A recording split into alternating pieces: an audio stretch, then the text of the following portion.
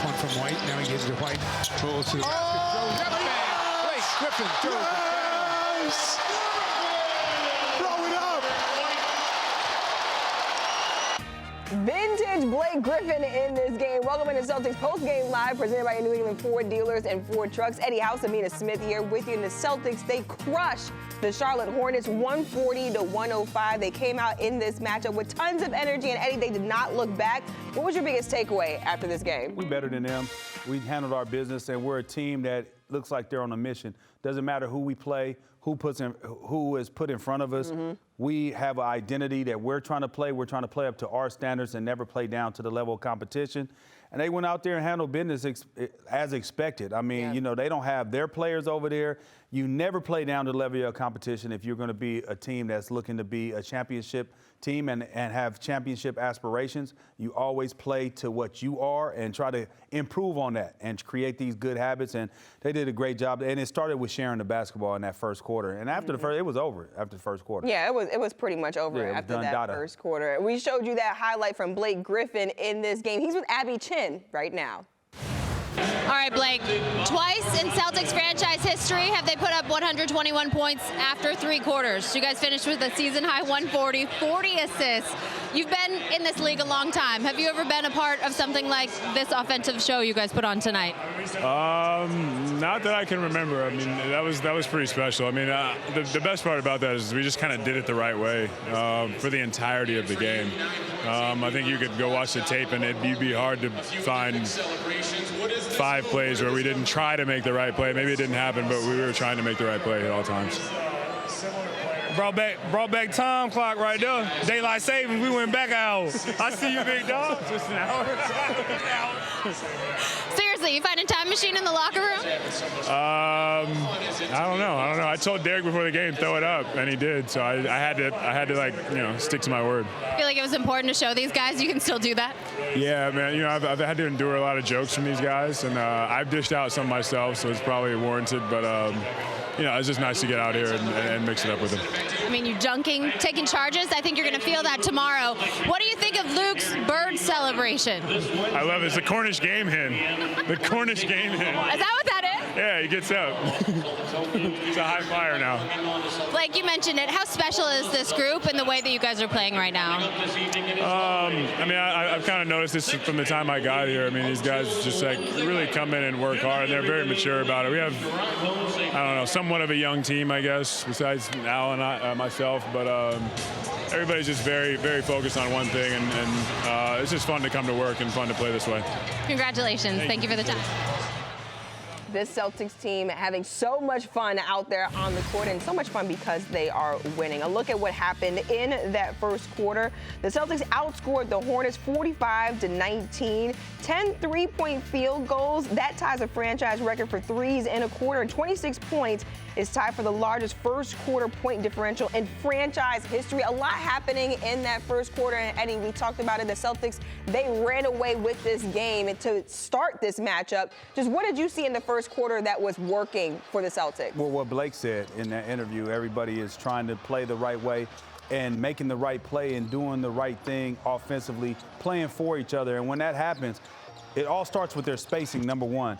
And then after the spacing, guys are just trying to make the right play. And if it is a shot, they're taking the shot. If it's driving, it's driving. If it's kicking off the drive, then it's kicking off the drive. But they're just playing together right now. And it looks totally different from any other team in the league. Mm-hmm. Like the way that they're playing offense is head and shoulders above any team in the league right now. And not only the way that they're playing, but how many people can play that particular way. So, I mean, as long as they continue to believe in one another and trust, it's rough for the rest of the league. It really is. The way that I look at it, I know they just played the Hornets tonight, a team that's in the bottom 5 in the NBA, but still what they put on display tonight was pretty remarkable. And guess what? I know it's the Hornets, but they did exactly what you're supposed to do to a team like the Hornets. You go out there and smash them things. Exactly. Let's bring in Scal, who's live courtside right now. And Scal, this Celtics team, they put on a clinic tonight against the Charlotte Hornets. What was your biggest takeaway after this win?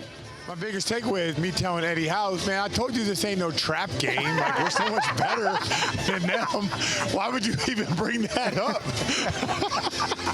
No, I mean, I don't know. Like what Eddie just said about this team is so different than the rest of the NBA.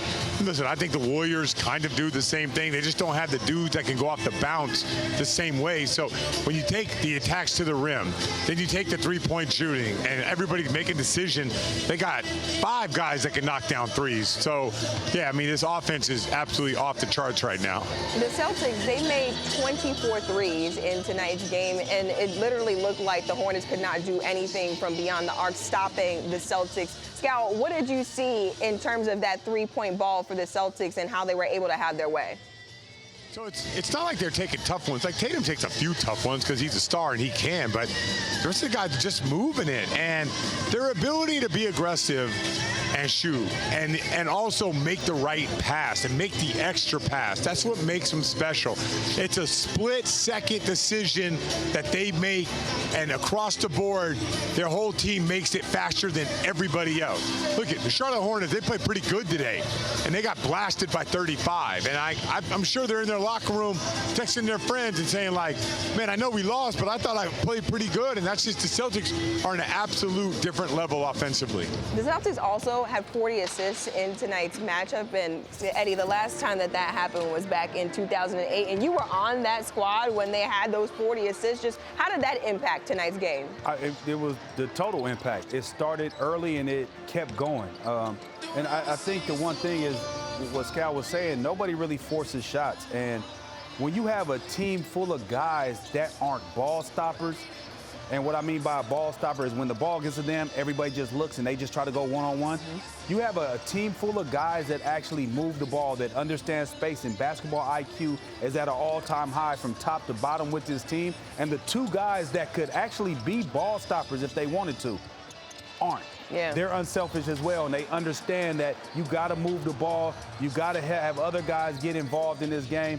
And to me, that's really what it is. It's just everybody buying into, I said it last year, everybody eats, B. Everybody eats, B. And talking about people eating, Marcus Smart was eating tonight. He had 15 assists, a career high in assists for him in this matchup. Scal, how did you see Marcus Smart impact tonight's win?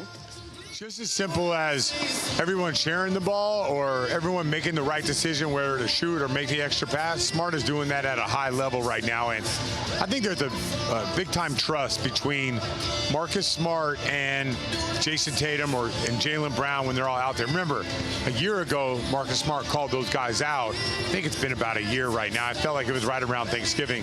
And now, like, this team is clicking on all cylinders because Smart is dropping dimes to everybody, and he sets the tone, and he was exactly right saying, listen, we all got to move the ball, and that's what they're doing now. And he's starting it, he preaches it, and he's the guy that's holding everyone accountable out there to make sure we move the ball.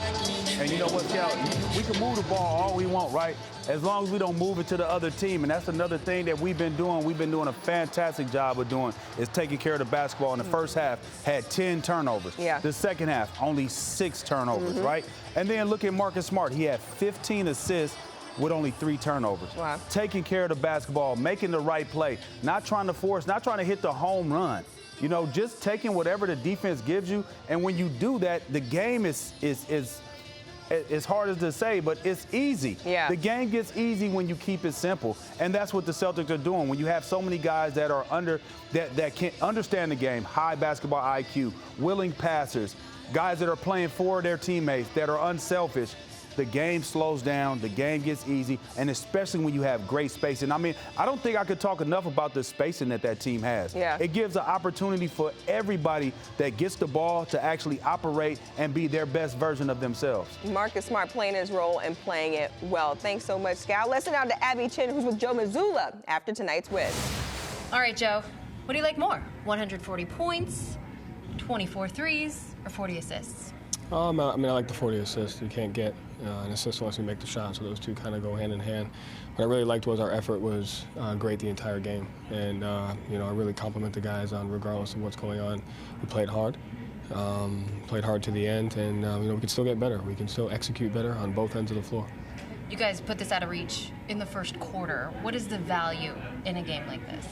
I mean, the value is in just trying to do the right thing all the time, and so our guys came out with a great mindset, a great intensity, and they played the right way. We just can't lose sight of the fact that there's a lot of execution things that we can clean up, and we're really excited about that. What did you say to Blake before he went out there? Or did you pop him in a time machine and then send him out on the court? No, I mean, what I said to Blake was thank you. I appreciate him. I trust him. What he's done for our team on the court and off the court when he's gotten an opportunity, his professionalism, his work ethic, he's always ready. He's competitive, and I just said thank you to him. Joe, thank you. Thanks.